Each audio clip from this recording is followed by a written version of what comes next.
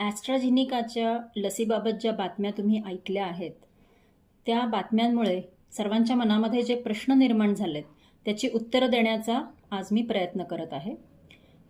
सगळ्यांच्या मनात हा प्रश्न आहे की ॲस्ट्राझेनिकाची लस म्हणजे आपली कोविशिल्डची लस. मग आपण कोविशिल्डची लस घेतली आहे, आपण कुणी 2 डोस घेतलेत, कुणी 3 डोस घेतलेत आणि त्यामुळं सगळ्यांना असं वाटतंय की आता आपल्याला या TTS या आजाराचा धोका आहे का?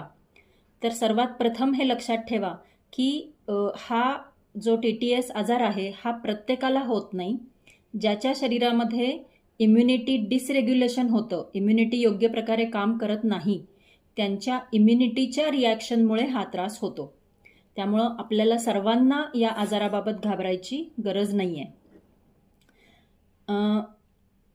दुसरा प्रश्न असा आहे तुमच्या मनात की ही काही नवी माहिती